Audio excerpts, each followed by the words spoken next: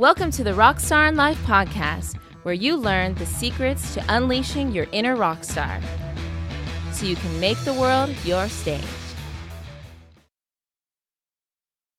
What's up, fellow rock stars in life? It's Siri Shakti, and I have my co-host here with me, Dr. Dan.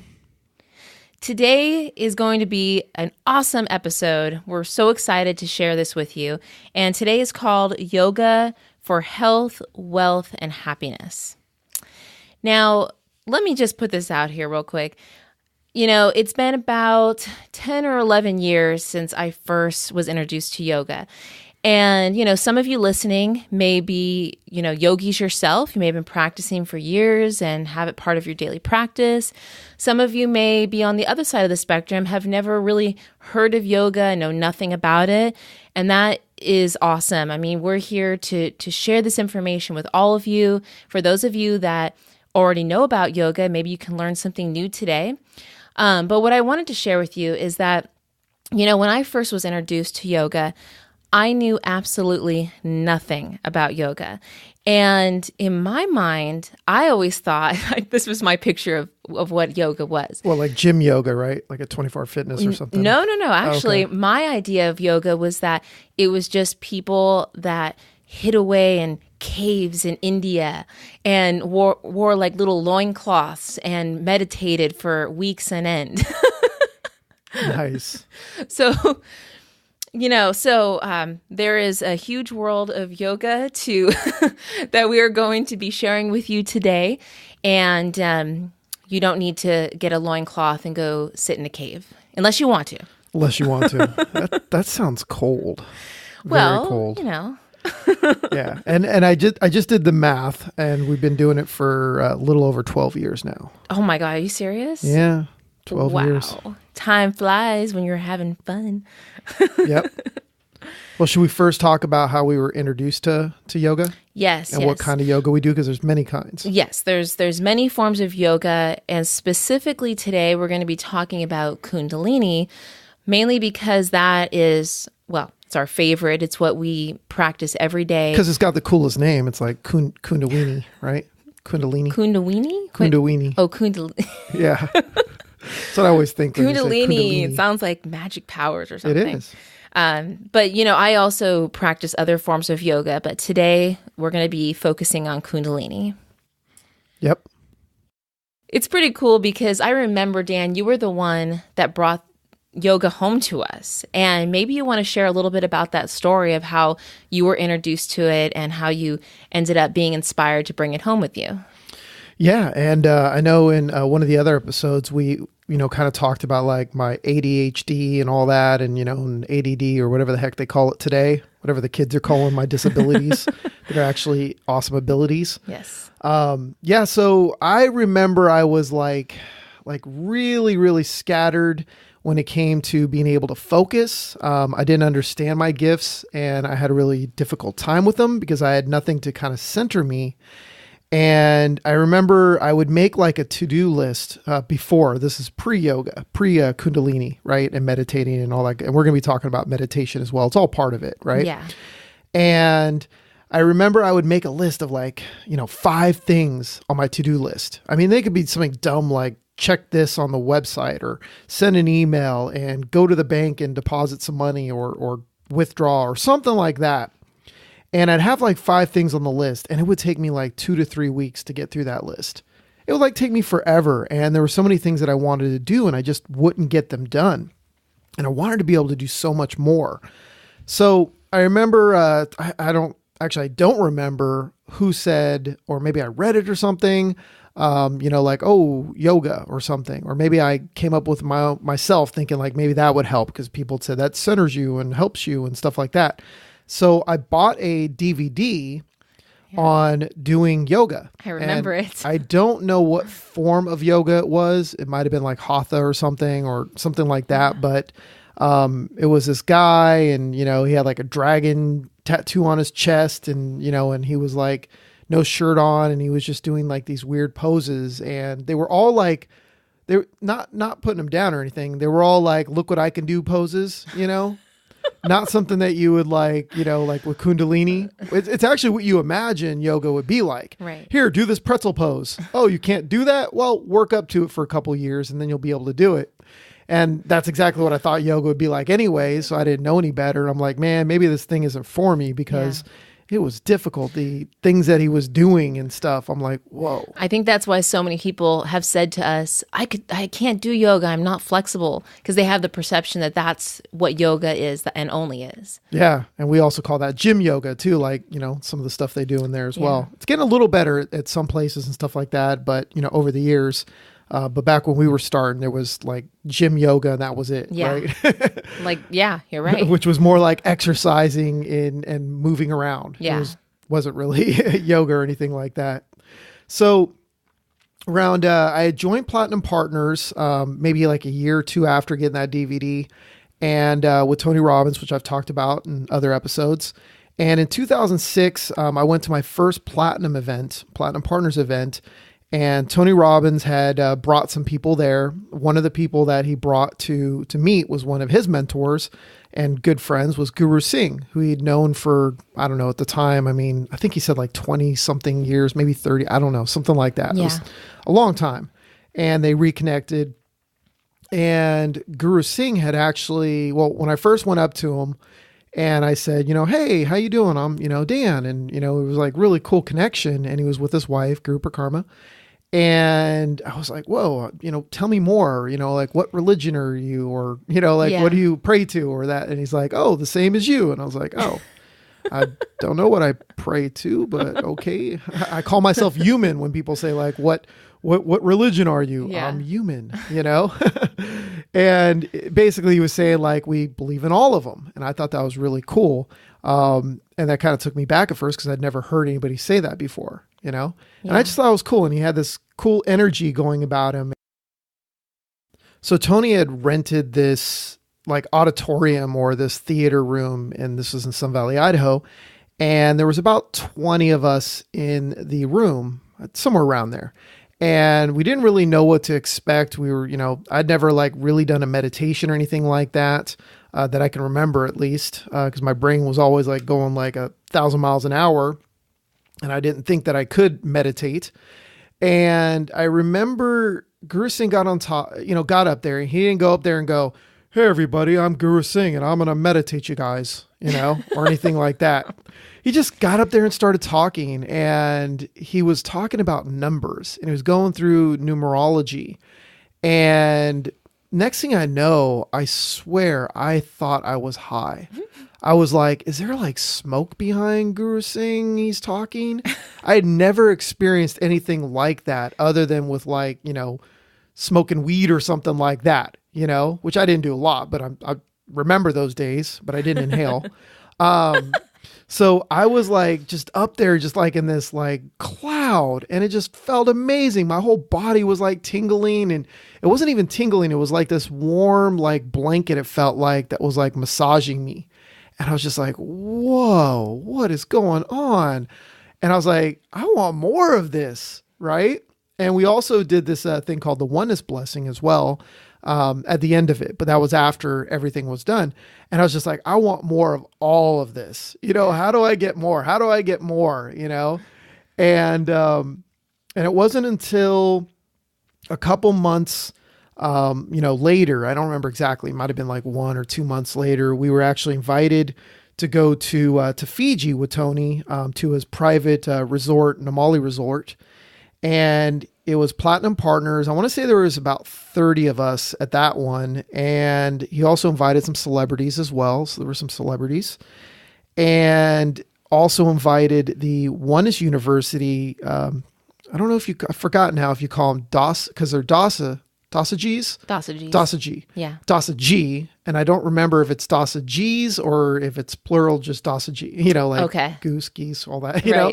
So anyway, so they were there as well. And these oneness beings as well that were like pure, like energy and happiness and all this stuff. And the energy was awesome. And I remember every morning, and I can't remember what time it was, but it was like maybe 6 a.m. or something, or 5 a.m.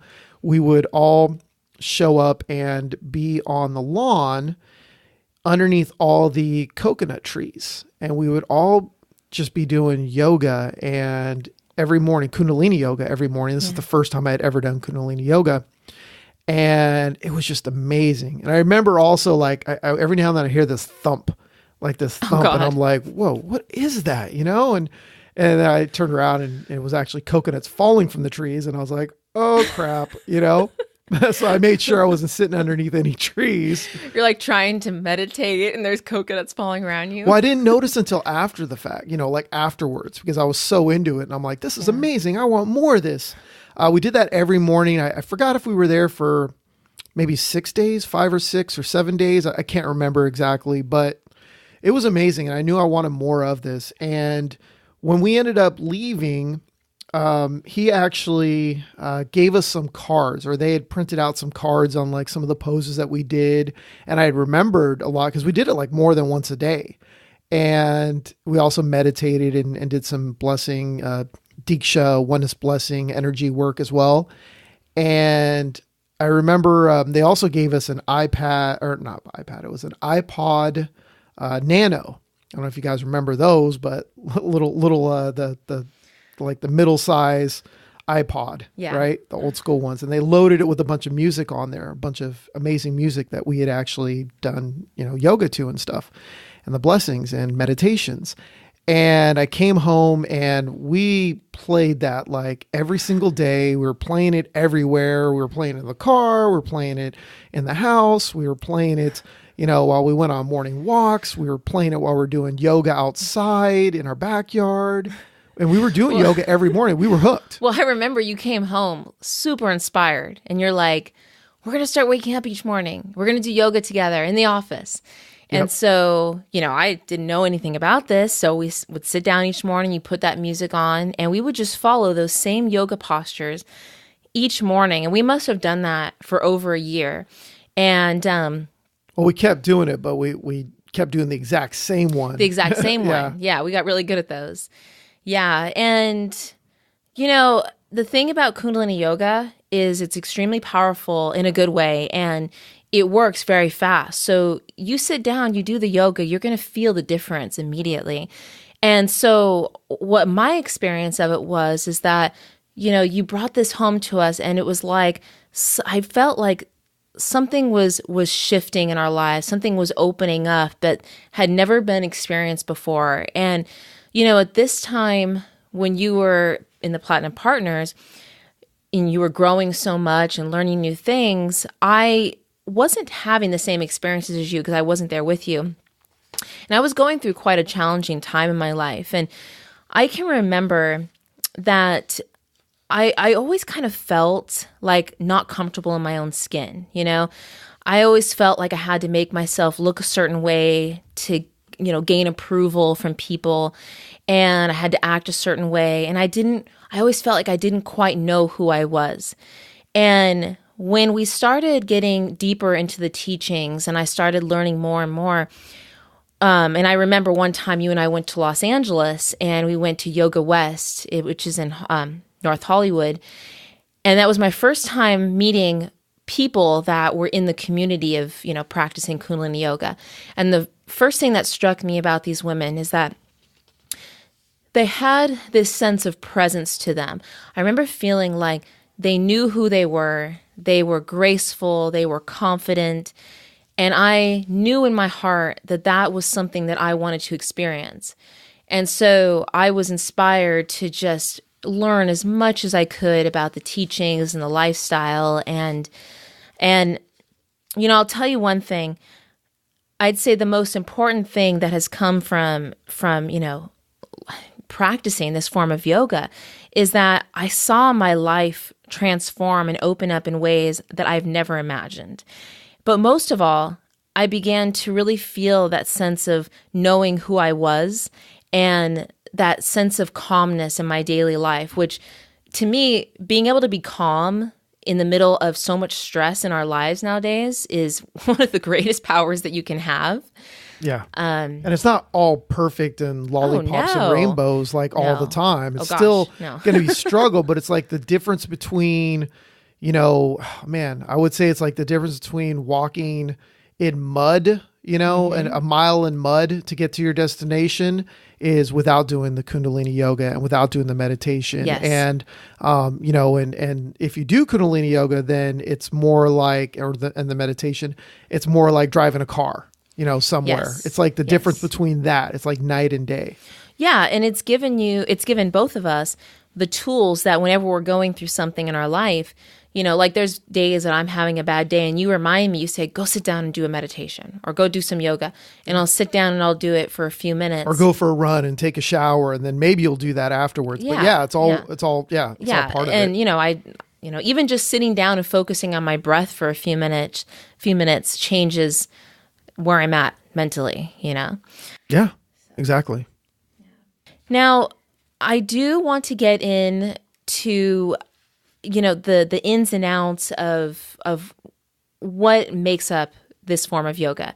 But before I do that, I really want to explain to you and share with you a little bit about a man named Yogi Bhajan. Now, Who's that? Who's Yogi Bhajan?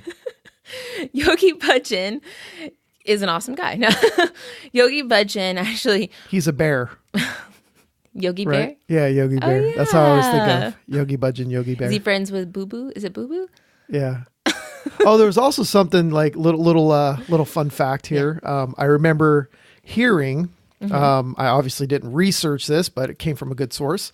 And they were saying that the reason why Yogi Berra, right? It was Yogi Berra, the famous baseball player. Oh, yeah. They called him Yogi, is because of the way he like squatted down in like an easy pose, which is like, Indian style, when he would, be a catcher. And because of that position that he was always, he kind of like was sitting in that awkward position that most people didn't, and was able to get up and stuff like that. So they started calling him Yogi, I guess. Oh my gosh. Are you serious? Yeah. I'll have to fact check that, but it that's sounds about right, but that's so cool. Yeah. Nice. Yeah. So Yogi Bhajan brought Kundalini Yoga to the West in 1969. Now, before that, Kundalini Yoga was considered a secret form of yoga. It was only passed down from master to chosen student. He actually learned Kundalini Yoga from a master called Sant Hazara Singh. Yeah, that's what it was. Sant Hazara Singh. And this is so cool. Yogi Bhajan became a master of Kundalini Yoga when he was 16 years old. Wow. That reminds me. Yeah, no, that reminds me of like the story, if you guys have seen that movie of Bruce Lee, the story of Bruce Lee and how he had started, teaching Kung Fu. And he was, told that's forbidden to teach, foreigners, to teach, the white man. Oh, I didn't know that. And yeah, they tried to shut him down. They said, you shouldn't be teaching that. And that always reminds me of like the sacred, not for anybody else. It had to be like the master and the student. And I thought that was cool. Yeah. Well, there you go. And so, like I said, he did bring Kundalini Yoga to the West in 1969.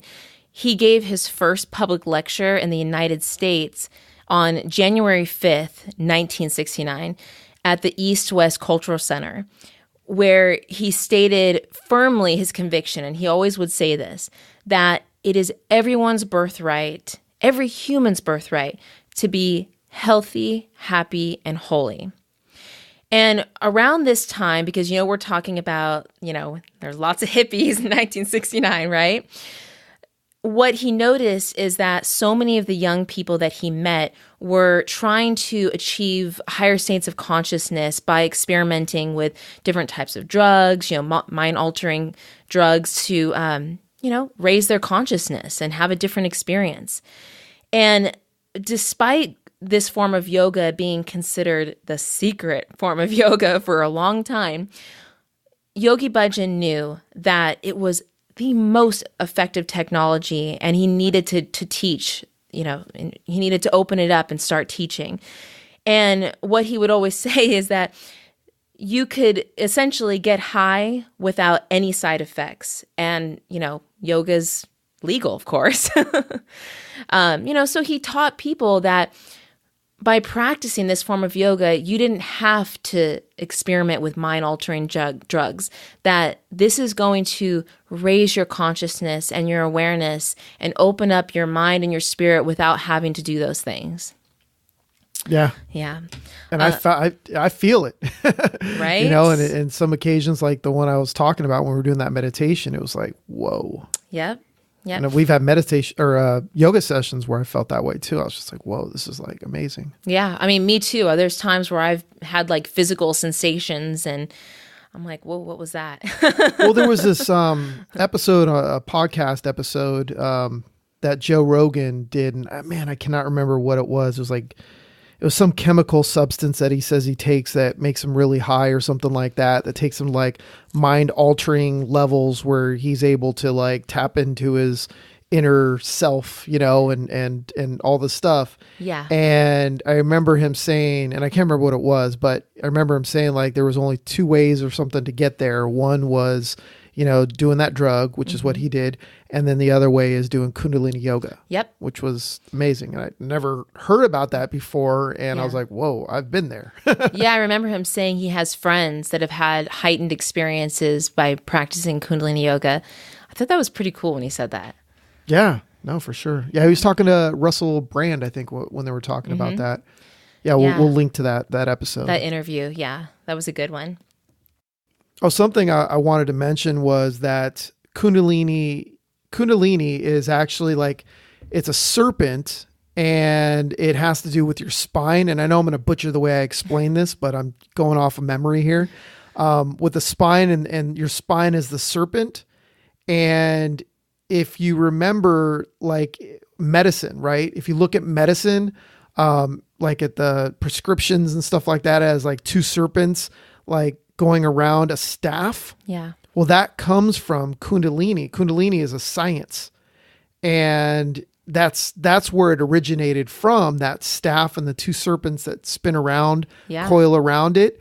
And so, I mean, man, Kundalini's been around for a long time, and the healing and the energy and all that. Yeah. And actually kind of, I have a little more information to add to that. So it's a dormant energy at the base of the spine. It's a coiled energy. And when you practice Kundalini Yoga, it begins to awaken. And as that energy moves up the spine, that's what creates that heightened awareness. And you begin to, you know, have a higher awareness of your life, of yourself, and things like that. And as far as how long Kundalini Yoga has been around, I was reading just today that it dates back to 5,000 years ago. Wow. That's a long time. Yeah, it is. Yeah. Yeah. So I really want to get into all the aspects that make up, this form of yoga, so you guys can learn how to apply this to your own life. But firstly, you know, oftentimes people refer to Kundalini Yoga as the mother of yogas. And it's really because of how quickly and efficiently it works. But I'd say more commonly, you'll hear that Kundalini Yoga is called the yoga of awareness. I know I hear that all the time. Yeah. And when we're talking about the different components of Kundalini Yoga, I'm just going to kind of go through each one. And really, all of these components you can do individually, but also you put them together at times, and depending on what you're doing. The first one is meditation, which, is a discipline used to reach a deeper or higher state of awareness, through really observation of the mind. And sometimes we do silent meditation. Sometimes we do meditation where we're using different sounds, which I'll get into in a moment. Sometimes we do meditation where we have different things that we're focusing on. So it's not always just silent meditation. We also have what is called pranayama.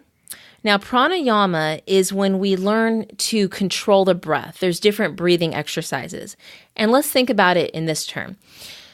I'm going to ask you a question. What happens when you feel stressed out or anxious? What happens to your breath? Why don't you answer this, Dan? Gets all hot and bothered. Really? No, is that what happens? It's all shallow and you start taking like quick breaths. Like, yes. just, yeah. Sometimes people even hold their breath when they feel anxious. Yep. Yeah. So if your emotional state affects your breath, well, then that means we can do the opposite. We can learn to control the breath to change the emotional state. And that's exactly what pranayama does. And the cool thing about this is that each different breath exercise works specifically on different things. So, like for instance, there's one called Satili Pranayam, which is where you roll the tongue and you stick it out of your mouth if you can. And you breathe in and out through your curled tongue. And this is considered a very cooling breath. So this is good to do if you feel a little bit anxious or stressed out. It's also good to do if you have a fever. It can help to reduce the fever because it's drawing in that very cooling breath and cooling down the body. Even sometimes after exercise, I'll use this because, you're hot and sweaty after exercise. So that's nice. The next one is asanas, which are specific body postures used in your yoga practice. So that's pretty easy. It's just different types of postures that you're putting your body into. And this next one is called Bandha. Now, I kind of want to explain this to you. Bandha is they're muscular locks, which direct prana. Okay, now prana is considered life force energy. So it's directing that life force energy within the physical and energetic pathways of the body to promote healing, energizing and strengthening the whole body. And I'm going to give you an example of how this works. There's one bandha that's called root lock, or the traditional word is called mole bond. And what you do with this one is you actually contract the anus, the sex organs, and the navel point. And by contracting those muscles, it opens the energy flow up the spine and stimulates the proper flow of spinal fluid up the spine. So, you can see how powerful these are. I mean, just by contracting those muscles, you're sending all this energy up and down the spine. It's pretty amazing. The next one is called mudras. Now, mudras are symbolic spiritual hand gestures. And my favorite explanation of this is that when you're in your mother's womb, your hands at one point during your development are actually attached to your brain. I mean, that's so awesome? Yeah, don't they grow out of your brain or something like that? Or they grow together or something like that? They're attached. I think they grow out. I have to let me check on that. Well, they're formed. I mean, like if you take your fingers right now and we're able to pull your brain out of your head and put it in your hands, your fingers would actually fit perfectly into the grooves on your brain, which is crazy because it's unique to your fingers. Wow, that's so cool. Yeah, and as your hands, of course, your hands do come apart, but what's so amazing is that everything that you do with your hands is going to affect your brain, right? Yeah, and that's why they're so sensitive. Like if you get they poke your finger or something like that, it like hurts and you get like, whoa, ow, that hurt. Yeah. Or a paper cut, right? It's like so sensitive. Yeah, it really is. Yeah, and so then when you put your hands in certain postures or mudras, right? I mean, you may have seen like Buddha statues where he has his hands in different postures, and each one affects the brain differently. So wasn't there 70,000 like nerve endings or something on your fingers? Yeah. Was it combined with your toes as well, or was it just the fingers? I can't remember. It was something like that. Some huge number. Sure. I think it's just the fingers, actually. Okay. Yeah. So that's mudras. And the next one, in Kundalini Yoga, we use what is called kriyas. Now, kriyas they're like yogic exercises or a set of practices designed to achieve certain outcome. So, for instance, oftentimes you'll find yoga sets or yoga kriyas that have different yoga postures that are specifically put together in a specific order to achieve a certain outcome. So it's like a group. Yeah. But sometimes even just one posture can make up a whole kriya. Correct. Yeah, I mean, the cool thing about Kriyas is that they really can work on like for instance, if there's something specific you're having a challenge with, right? Yep. Let's, I don't know, come up with a challenge. What's A challenge. Challenge accepted. How about the challenge is coming up with a challenge? okay? No, the challenge is you are stressed Yes. about money. Oh, okay. Right? Am I going to have enough money to pay my mortgage or my rent? Or So like something abundance. like that? Let's say Yes. abundance. Okay. Abundance. So what you can do is you can find a Kriya that works on abundance. You can even find one that works on trust, or not trust. You said stress, right? Yep. And those specific postures depression as will, well. yeah, and those specific postures will work on the body and the energetic bodies to bring that into alignment. I mean, we use these every day. Yeah, I know we have a couple Kriyas already on the RockStarInLife.com Yes, we do. website. I know we'll be adding more as well, so these would be some good ones to add as well. Yeah, yeah. Oh, yeah, that's a good idea. I'll have to put those Yes, it together. is. Let's do it. I mean, just to get it done. I mean, we have all this fancy equipment here, but we might just have to go on our balcony out here or next to the pool, and then just record it. Like, I'll just hold the camera Sure. and just record it. Who cares if we get the best audio as long as we get it out there, right? And have it like perfectly edited with like amazing music and Oh yeah, definitely. Let's have a live band here just playing. let's do it. Okay. And I just have two more to share. The next one is called Dristi. I've always have a hard time saying that. And this is your focal point, your gaze, your eyes, okay? It's there's different ways of focusing your eyes Is it Dristi or Drishti? well, we'll one of we'll those. both say it our own unique way. I'm sure there's someone out there that knows the correct My tongue pronunciation, can't say it. and they'll like correct us. Thank you. You know, Yes. yeah. Okay. Yeah. And, oftentimes, usually in a meditation or in a Kriya, they have in each posture it will say a specific eye focus, like, focus at the third eye, which you hear a lot, or focus at the nose, the tip of the nose, like at the chin or at the top of the head. And it's not like your eyes are completely like staring at the top of your head. It's just when you have your eyes closed, they're kind of rolled up and you're focusing at the top of the head. Yep. Yeah. And then we have mantras, which I love. You see, all sound has a vibration. And when we use sound, we're not necessarily focusing on what each mantra necessarily means, but we're using the sound current. We're using the vibration of what it does to the physical body. And so when we have, oftentimes you'll hear us chanting different sounds or different, verses, and each one of these sounds are going to be affecting the body and the emotions in a different way. And they're really powerful. And, sometimes we do these for just a few minutes. Sometimes it's longer. I mean, I've done different mantras where we chanted it for like an hour, and it sounds like a long time, but wow, when you're chanting that vibration for that long, especially when you're in a group, it just fills the space. I mean, it's very powerful. So it's beautiful. I mean, you think about music, right? Music is extremely powerful. It's very healing. And that's exactly what mantra is. It's using the power of sound and music to create change. Yep, exactly.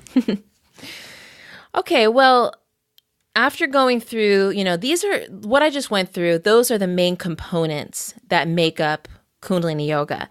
But now I want to get into a few things that we personally do, and this is what is taught in Kundalini Yoga on a daily basis. These are tools that you can use every day that are very powerful. And I know we've talked about some of these before, but we'll just kind of, touch on them again. Do you want to touch on sadhana a little bit and how that works? Yeah, sadhana is something you do in the morning. Okay, maybe I'll cover this one. Yeah, go for it. I just do it. I don't explain How it. about you Come talk on. about hydrotherapy then? Okay. Yeah. All right. Go So for it. I'll talk about sadhana. All right. So Sadhana is a daily spiritual practice, and it's a personal commitment that you do on a daily basis. And Yogi Bhajan would always say that sadhana is considered a selfish act. And here's why. It's not that you're a selfish person. It's because it is something you do every day to take care of yourself and bring yourself into alignment every day. And so it's it's really the best form of selfishness, because we really all have to be a little bit selfish each day. We have to take care of ourselves, because if we don't take care of ourselves, how can we take care of everyone else, right? Exactly. Now, in Kundalini Yoga, it's taught that, first of all, let me say sadhana is good at any time of the day, but it's very much encouraged to do it for like early in the morning before the sun rises. The first 2.5 hours before the sun rises, those are called the ambrosial hours. And this is the best time to meditate, to do yoga, and to center yourself. The reason being, for those of you that have gone outside early in the morning, right? What does the air feel like? I mean, it feels calm. There's like a certain energy to it. And it's because everyone's asleep. So yes, it is calm. And the collective mind, the collective energy is very still because people are sleeping all around you. And like I said, sadhana is great any time of the day. But if you can get yourself to slowly work down to waking up early in the morning before the sun rises, it's very powerful. And when I say sadhana, what that is, it's really creating your own spiritual practice. For us, it's yoga, right? It's our meditation. It's moving through postures, focusing on our breath.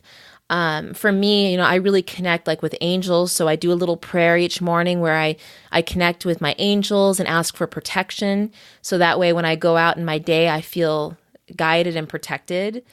And sadhana is a very personal thing. So each person can really, breathe life into it and design it the way that best suits them. Yeah. And if you are somebody that still wakes up late in the day, like whether it be like 10, 11 or noon or whatever, then that's totally fine as well.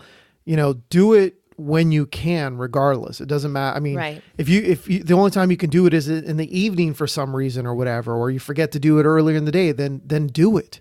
Do it. Don't use that as an excuse. There is a best time to do it, but that doesn't mean that you just skip it because you can't get up early enough to do it for some reason.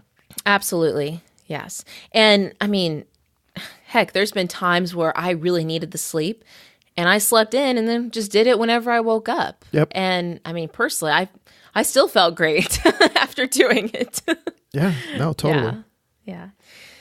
Now, part of doing sadhana is this wonderful thing that we love called hydrotherapy. And for those of you that have listened to our other episodes, we have talked about this before, but I just want to touch on this because this is a very important part of the Kundalini Yoga practice. Yeah. Are we talking about the hydrotherapy? Uh-huh. So yeah, and we covered this pretty good on episode 3. What was it called? Wash your brain with this daily practice. Yes. So we definitely went through it in there, and I'll just kind of touch on it right now. Is that it's great for you to start out with if you do like a 3-minute warm. So you start with a warm shower, and then you flip it onto freezing cold, as cold as your water will get, and then go under it for another 3 minutes at least 3 minutes. Try not to do a super long shower. Like, don't try and do like a 20-minute hot shower and then a 3-minute cold shower. I mean, if you got to start there, then that's, then I guess that's what you got to do. But, try and keep the warm water to like 3 or 6 minutes. And the way I do this is I'll actually start with the warm water. I'll get under it and I'll just wash my privates, right? That's it. I'll just wash my privates. He said privates. Yep, I did. My privates. It's my little soldier. I'll wash my little soldier. A little soldier? Yeah, my little guy. And so I'll wash that. And the reason I do that is because it's not the best to wash with cold water. and we won't get into the jokes on that. It has nothing to do with like, oh, shrinkage or anything like that. It's just not the best. So anyways, so you do that. And then what you do is so that, and then I can relax under the water if I want the warm water and kind of get that in. Then I put it to freezing cold and then I wash the rest of my body. And the reason why I do that under the freezing cold is because I don't want to just sit there for 3 minutes not doing anything, because then you're going to last maybe a minute and be like, oh, this sucks. So I'll usually turn on the cold water, and before I get under it, I'll do some deep breaths. I'll do like breath of fire where I'm like, and then I'll just go under it. And then I'll just take I'll exhale. So I'll hold my breath, and as soon as I get under, I'll go, and then I'll just kind of breathe normal after that. And it usually takes me about 10, 15 seconds to actually just be okay with it. And then all of a sudden it's not as cold to me anymore. Your body and that's what you want to happen anyways. You don't want to be under going, this sucks, this sucks, this sucks. Right. So you want to get used to it. And then I'll be under it and I'll wash my entire body, take my time. So that way I'm not just standing under cold water for no reason. And I'll usually, I'll time myself as well for my phone. So I'll have my phone in the corner or something like that so I can see it. And otherwise, you'll end up going a minute and a half thinking, oh, that was 3 minutes, but that ain't going to happen. Or like my wife, where she'll count in her head, oh, I counted to 3 minutes. I'm like, that was a minute and a half. I'm counted 1, fast. 2, 3, 4, 5, 6, 7, 8. Yeah. And the health, there's so many health benefits to doing this. And I can't remember exactly, because we kind of explained. I remember I had notes on it. I don't have those notes in front of me now, but it had to do with bringing in the toxins. So what it would do is the warm water would actually push the toxins into, or no, it wouldn't bring it to the to the outside of the skin, or outside, inside. I can't remember. No, I'm forgetting. It was kind of weird. Yeah. So anyways, so it'll bring it outside or whatever. Outside. Yeah, that's what it was. It would bring it to that, your skin would get all red and stuff, and it'd bring it to the outside, all the toxins and everything, and to the surface. So it'd bring it out to the surface. It wouldn't eliminate it though. And then when you got under the cold water, it would force it out of your system. It would flush it out of your system. So when you go to the bathroom or whatever, it would, help eliminate it. So it helps you with your health, your wellness, your energy, your brain, that monkey mind that's all over the place, worried about all kinds of things. You get under the cold water and all of a sudden you're like, whoa, I'm focused. Big time focus. Totally. So that's the quick version of, and again, I recommend going to episode 3 and listening to that for sure. And you know what we can put on there? We'll put a link to 3HO has a great page all about hydrotherapy. So we'll put that link on there. You guys can learn in detail a lot more about it. Yeah. Yep. Okay. Yeah. What's next? And then I have 2 other things that I wanted to share with you guys. These are things that I use in my daily life. And the first one is covering the head. Now, in Kundalini Yoga, one of the traditions is to cover your head. And this is not mandatory. Not everyone does this, but you'll always see the teachers covering their head. It's just part of the tradition. Now, I do cover my head when I'm practicing Kundalini Yoga, and I also cover my head, not every day, but most days when I go out into the world and things like that. And the reason behind this is that when you cover your head with something, you're actually protecting what is called the crown chakra. And we'll have to do another episode and go through what the chakras are. But just to kind of touch on that, it's a center of energy at the top of your head, and it's very sensitive. And so when you're practicing yoga and you cover your head with any sort of covering, I know, Dan, you wear different types of beanies and things like that. And I use different shawls and wrap them kind of like a turban in a way. And you really feel more secure when you're practicing. It's a feeling of secure, of more focused. And I always feel like I'm actually more protected even because it's shielding that sensitive energy at the top of the head. And, it's pretty cool because I've seen people get really creative with it too. They'll wear all sorts of different things, and, a lot of women wear shawls and different types of head coverings. So that's definitely part of the tradition. And then something that goes hand in hand with that, if we're talking about wardrobe, is the use of the color white. Now, we already know that colors are very powerful. It's, there's so much information out there about color therapy and things like that. But the color white is used traditionally in Kundalini Yoga. And again, this is not something that you have to do. I mean, I go to class, there's people wearing all sorts of colors, but there's specific understanding of the color white. You see, wearing white, what it does is it expands your aura and it creates that powerful interface between you and your environments. And if we're talking about like the spectrums of colors, well, the color white, or the spectrum of light energy that makes up the color white, it actually contains the energies of all colors. So by wearing white, you're in essence wearing all the colors. They're all available to you to support you and, to really enhance your aura, your energy and open you up. And, there's times that I don't wear white, like, when I go to class or in my day-to-day life, I personally love wearing all sorts of colors. But I have to tell you, the times that I do wear all white, I do feel the difference. I actually kind of feel regal, and I feel like more expanded and open. Well, I mean, there's a reason why you see, like if you're seeing like an artist or, a musician or whatever, and they're like a Alice Cooper or what's the name again? The other guy that's like Alice Cooper. Oh, I don't know. Dude, I'm like blanking on his name. What is it? Marilyn Manson. That's his name. Remember him? Yep. Yeah. I actually really like his music. Cool. Yeah. So, those kind of, they're always wearing dark colors, right. Or anybody that's like, they're always wearing dark colors when they're being in that kind of energy. Yes. It'd be kind of funny to see them all wearing white though, wouldn't it? That's true. It kind of wouldn't come off the same. Exactly. I never thought about it like that. That's a good point. Yep. Yeah. So I know we went over a lot of things here. I mean, I have so much more that I could say, and I know I want to do another episode and kind of get deeper into some of the things that we talked about. But this episode was really about just kind of touching on what makes up Kundalini Yoga and why this form of yoga is so special. And something that we both understand and is taught in this form of yoga is that, guys, this form of yoga is so just user friendly.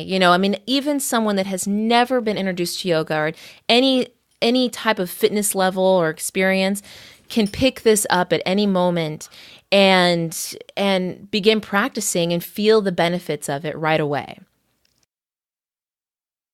So, Siri Shakti, is there anything else you want to cover? No, I think that's it. I just, we'll definitely put some really good links on the website, and I am going to be adding some more yoga videos and meditation videos, so be looking out for that. Awesome. All right. Well, before we get into the Rockstar mission for today, be sure to go to rockstarinlife.com to links to the resources mentioned in this episode, the transcript, download my free books, training, yoga, meditation, homeschooling advice, and so much more being added every single week. So remember to go to rockstarinlife.com and join the Rockstar in Life revolution today. Awesome. All right. So your Rockstar mission for today, if you're willing to take it on, which we hope you will, right? Yes. All right. So your Rockstar mission for today is to check out the links and resources on this episode's page at rockstarinlife.com and commit to doing, Kundalini Yoga, right? Commit to doing it for the next 2 weeks just to try it out. Then go 30 days and then just keep going. But commit to doing it for the next 2 weeks, trying it out, seeing how it fits, seeing how you feel. And keep a journal and take notes. Take really good notes on how you feel, if it gets easier or if you notice something changing in your life or whatever you start feeling, anything different. Yeah. Write it down. Yeah. Write down all the good stuff. And of course, we have to give that disclaimer and that warning to always seek your doctor's or physician's advice before starting any strenuous activity. Yes. Right? Just in case, cover our butts. Right? Great. Awesome. Anything else you want to add? No, that's it. All right. So that's it. Yeah. So, hey, guys, don't forget to be a rock star in your life. And make the world your stage.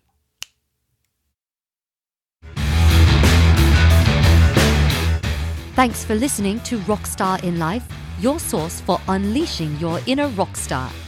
For more tips, training, and free stuff, be sure to go to rockstarinlife.com and join the Rockstar in Life revolution today.